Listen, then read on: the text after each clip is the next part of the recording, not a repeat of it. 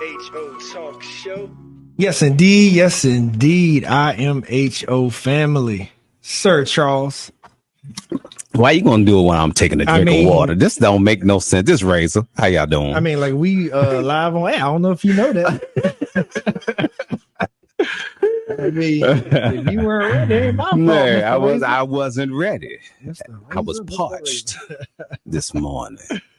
Yes, indeed, man. Thank you, studio audience. See, they clap for you anyway. Yeah, appreciate it. Yeah, man. Yeah. So y'all know where to find us. You know what it is. And tell a friend, because like we always do about this time, we are in here with none other than yet another representative from the Good Jefferson School Foundation, tenant there that goes by the Literacy Volunteers of Charlottesville and Albemarle. And for those that don't know, they can be found over there at 233 4th Street Northwest in Suite 220. I'm telling them the suite, Rebecca, so they can't say they couldn't find you. So and Razor, normally, when the number starts with the 2, that means you got to go to the second floor. That's right, second floor. Is that right, Rebecca? Yeah. All right, second floor, Suite 220. Charles playing with y'all this morning. And so their website is literacyforall.org.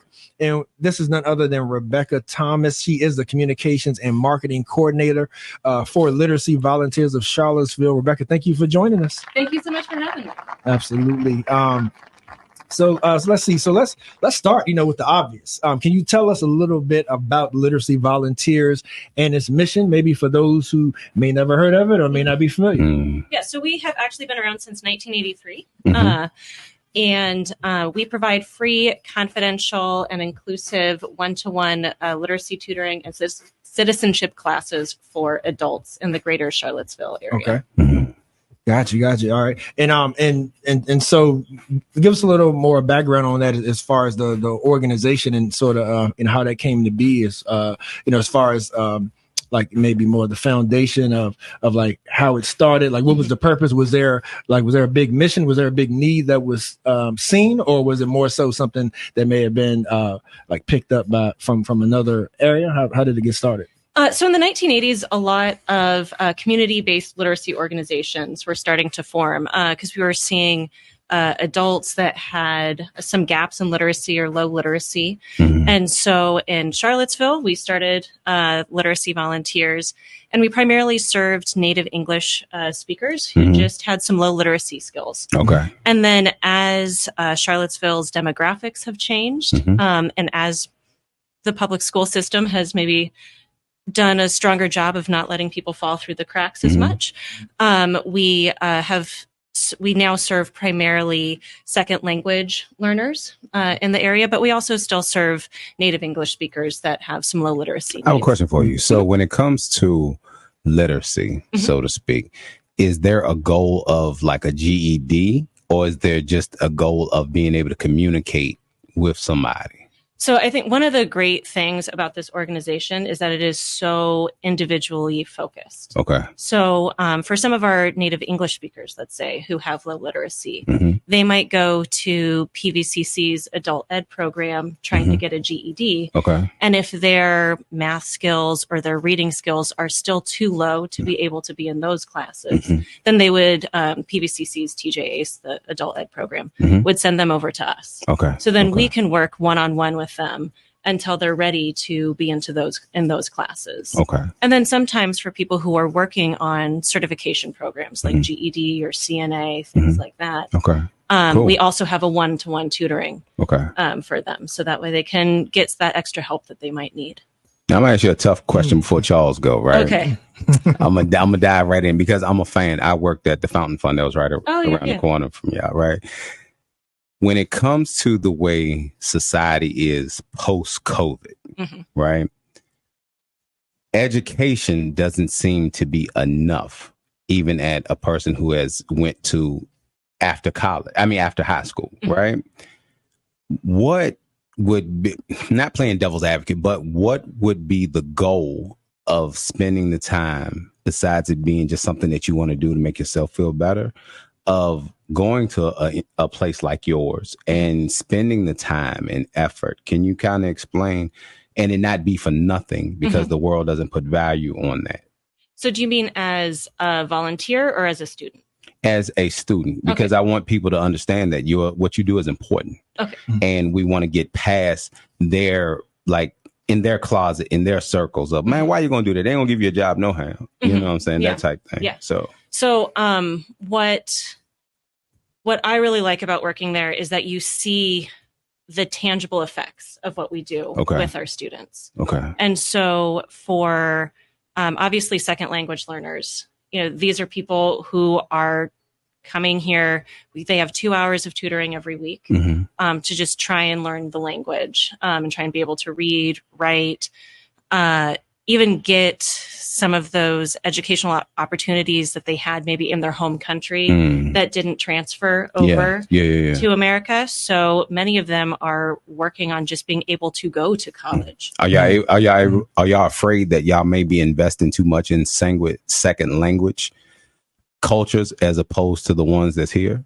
Well, we serve anyone who has a need. Okay. So, like I said, we are originally our students were primarily native English speakers, but because the public school system has done a better job of making sure that people who are graduating have some levels of literacy, there's a little bit less of a need for what we do for native English speakers, but we still absolutely have some of those folks.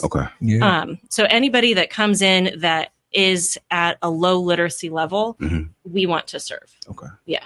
And you got to follow the need, right? If the population is changing, you got to address the needs of your population. Yeah, that's a rabbit hole, Charles. You sure you want to go down there? I mean, like that's your population is your population. They don't have control over that. I mean, but we already got a problem with the town and gown. So to act like there's not a problem from the people that's already here, just because more people come into the area, does not mean that you stop serving the people that are here just because somebody else came into the house. Absolutely. So that's why I said that's that rabbit hole that I'm starting to see. And I think one thing that one of our hopes is, we've been around for over 40 years, but I feel like so many people don't know that we exist. I didn't until I started working at the Jefferson. Yeah. And so for people who have low literacy level and are native English speakers, they might not know that we have these services. There's some great services in Charlottesville. There's this, quite a few different kind of nets that are formed for people. But if you don't know the net exists, you can't get that help. So we're hoping to just let more people know we are here. We're providing a free service. Can I ask you why y'all use that title? Or Charles, maybe you can help me too. Why did y'all started calling it native English speakers? Because that, for lack of a better way of looking at it, that almost seems like an additional separation of being just called an American. And for the people in my community who y'all were primarily serving beforehand, it seems like an additional barrier to say that I'm not accepted as just an American. I have to, my language has to be broken down.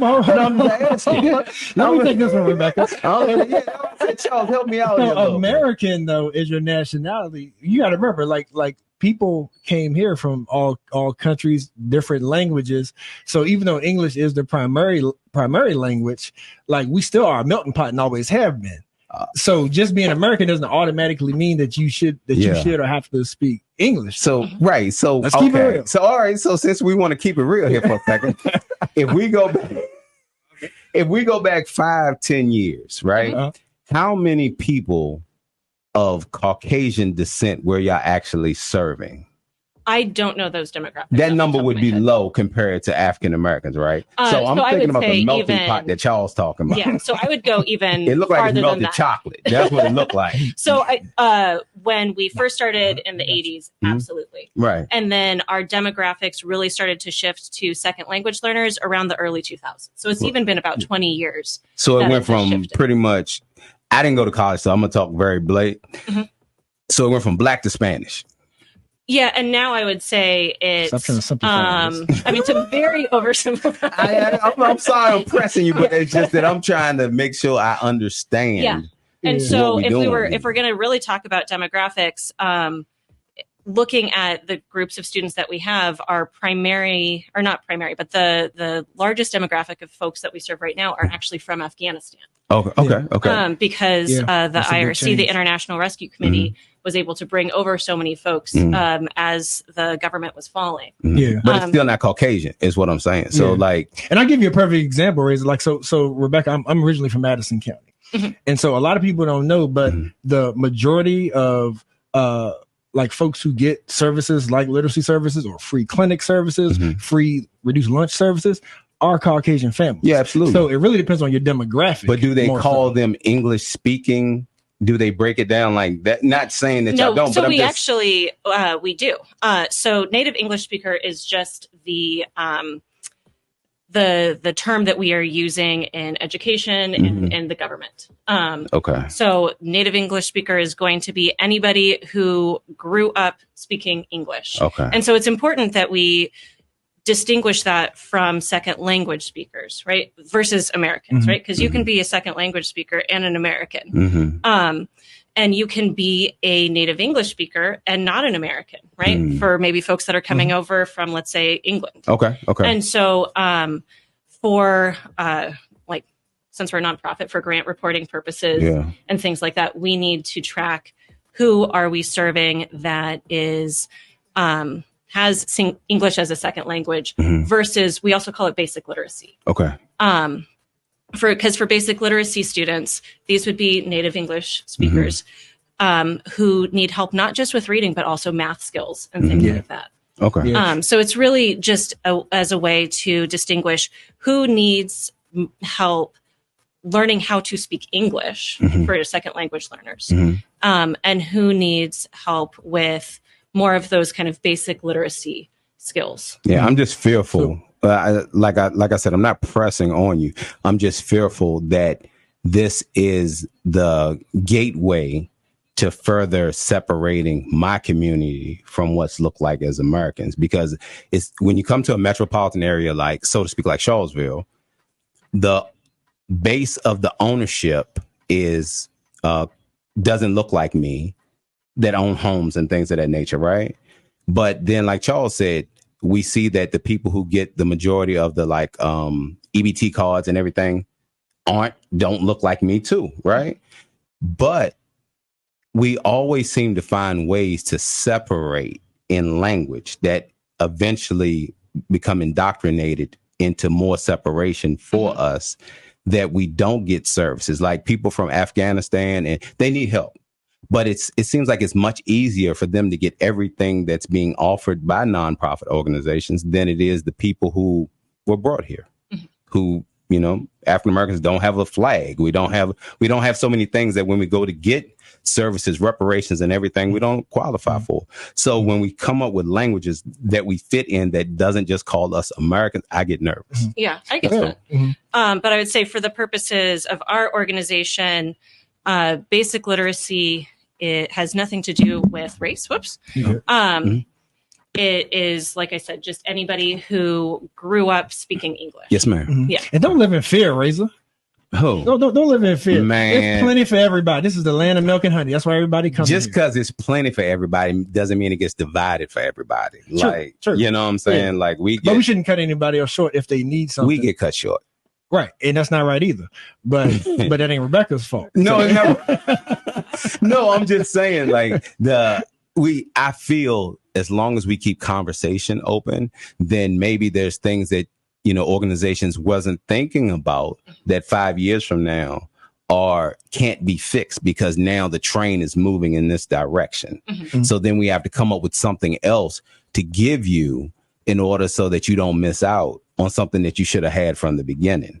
And that's where I was asking about, you know, when we start talking about literacy of, you know, people who speak English, but are almost viewed as, you know, you need additional help as if you're a refugee coming in the title. It just, it seems like a slippery slope to me. That's all. Got you. We are joined family by Rebecca Thomas, Communications and Marketing Coordinator of the Literacy Volunteers of Charlottesville and Albemarle. And so, Rebecca, so speaking, you know, of that, before we move off of this train of thought, like when it comes to folks who want to get involved, what kind of experience is needed to be a tutor? So we just need an adult who is willing to spend time with us.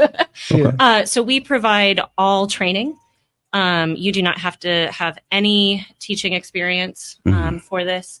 We provide monthly trainings for new tutors. And then once you are trained with us, we provide professional development all throughout that time as well.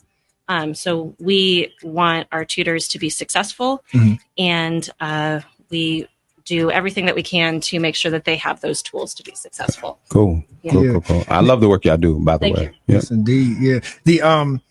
So you mentioned earlier about the impact for the student, but touch on the ways that the tutoring impacts the volunteers. To maybe some success stories that that may encourage some folks who may have the time and know-how, but maybe a little reluctant, but maybe teetering on coming to volunteer. Like, what impacts have you seen on the volunteer? So prior to my to me actually working at Literacy Volunteers, I was a tutor as well. Okay. So I tutored for about a year. And so we ask that our tutors essentially commit to a year. Of course, like you can go on vacation and things like that. But essentially you provide 2 hours of tutoring service every week with your student. Okay. And what is amazing is that you have 2 hours with an individual that you probably wouldn't necessarily meet. Okay. You're meeting with people outside of your circle. Okay. And so it's really rewarding to have this complex relationship with people. She's the success story, Joe. Yeah. That's a good story. And so we always say that we want our tutors to get as much out of this as our students. And I think our tutors would agree that they do. Yeah. And sort of to Razor's point earlier too, what that makes me think about, like, what are some of the reluctancies? Because like we can be real prideful, all right? And that's any demographic, ethnicity, nationality, we in our own ways be kind of prideful on stuff. So what are maybe some of the ways that you all encourage the students, the people who may need help, but maybe embarrassed? Yeah. So like I said, it is confidential. Students and tutors can meet in our office, which is at the Jefferson School City Center, but they can meet anywhere that's public, right? Okay. So if somebody wants our services but is embarrassed to maybe meet at our office or someplace like that, they can go to the library, they can meet at a coffee shop. So we are here to make this a successful experience for our students. And work on what they want to work on, right? So if a student wants to be working on their GED, then that's what we will kind of be focusing on. I recently interviewed the student tutor pair where the student was working at a restaurant, and the manager said, all of the Safe Serve stuff better than I do. Like, I want you to get Safe Serve certified. And that's difficult. Like, that's a thick book. Yes, it is. And so that's what her tutor and her did, was work on going through this book. And it took, they weren't successful maybe the first time, but 6 months they worked together to go through this book. And finally she gets Safe Serve certified. She's able to ask for a raise. Yeah. That's important. Yeah. That's because right. like she knew the material. Yeah. Right? She knew it better than the manager, which is what the manager said. But knowing the material and being able to take the test are two very different things. The test is tough. Yeah. Yes, indeed. And so do you find yourself partnering with other organizations? Is there any outreach done to try to help your mission? Is that beneficial? So we work closely with PVCC, Thomas Jefferson Adult Career Education. They offer also free continuing or adult ed programs. So GED, and then also ESL classes as well. So we share a lot of the same students. Like I said, if somebody's coming to TJ Ace wanting to get their GED and they're not quite high enough for that, then they'll send them our way. We work a lot with the International Rescue Committee because we have a really successful citizenship program. So we have a 98% pass rate for our citizenship students. Awesome. So last year, for example, we had 44 students get their citizenship. Wow. So we work a lot with IRC. What's the time frame on that, on the citizenship? If you don't so it changes based on administration and based on what's going on. So during COVID, there was this huge backlog Okay. And so now we're seeing students being able, when they apply for citizenship, to get their interview date much more quickly. Okay. Okay. Mm-hmm.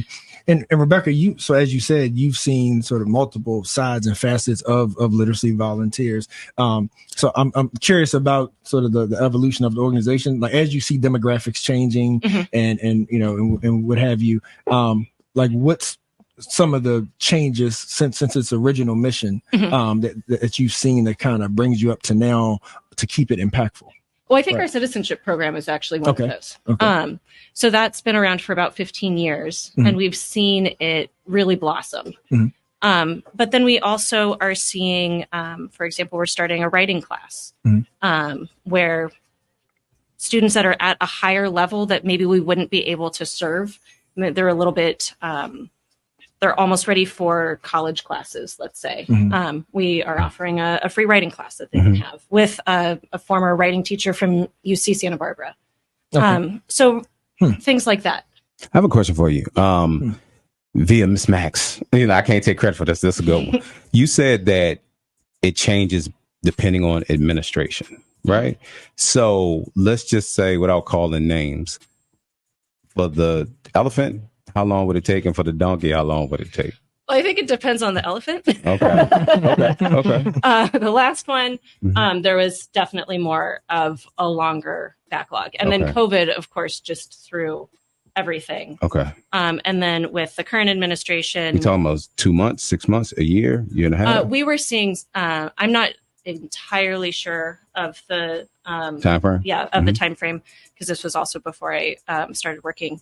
But I think it was taking like quite some time, like a year, things like that. Okay. And then as the current administration came in and as COVID started to get under control a little bit more, then they were trying to catch up. So we're seeing it move along much more quickly now because there was quite a long backlog. Oh, wow. Okay.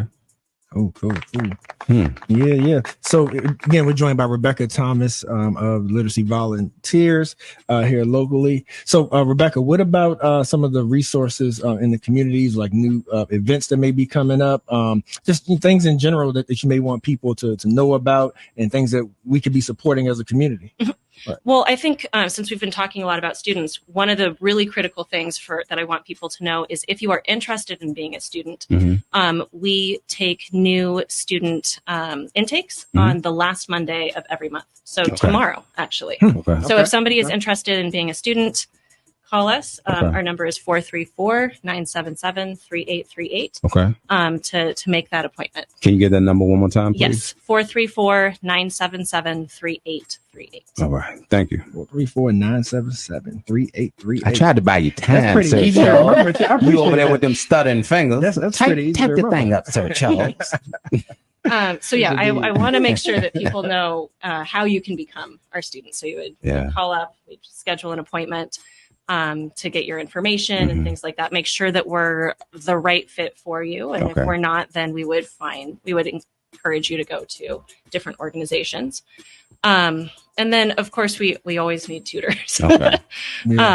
It's in our name. That's how we're able, like last year we served 400 students. So the only way that we can serve 400 students is if we have volunteer tutors. When a person is a tutor, does any of the certificates or anything transfer over to, like, if I wanted to take that and become a counselor, or if I took that and I wanted to become a teacher of sorts, does any of that transfer over, the things that y'all send people for? So for this tutor, you mean?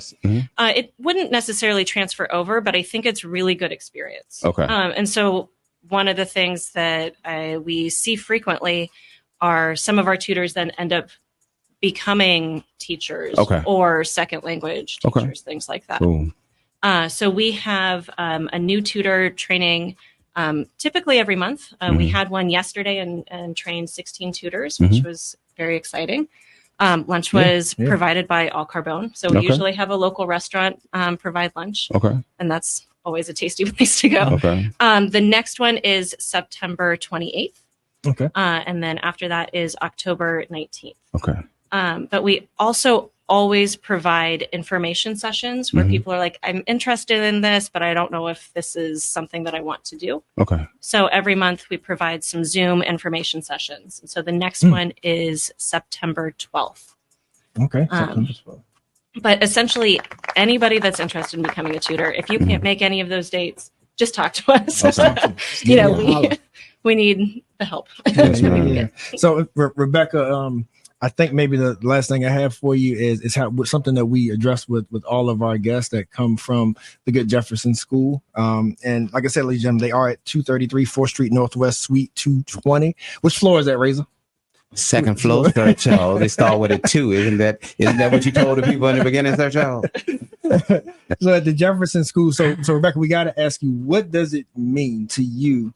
And you can speak on behalf of the of Literacy Volunteers organization as well. But to be a part of a historical foundation and to be a tenant in a building with so much history, like just tell us a little bit of that feeling and that experience to be a part of the Jefferson School. So I'm actually fairly new to Charlottesville. I've been here for about 3 years.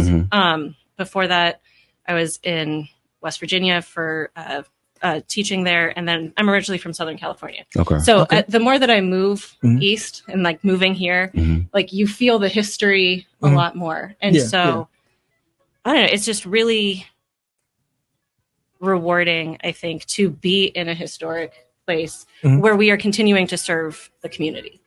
And so it's just getting to continue to write the history of Charlottesville and serve the folks of Charlottesville. Got you. Thank you for that. Very well said. Very well said. So, Rebecca, please keep us posted on everything that you all have coming up, so we can keep communicating this great work and keep getting you support you need. Thank you so much. Thank you. Yeah, thank you as well. IMHO Talk Show.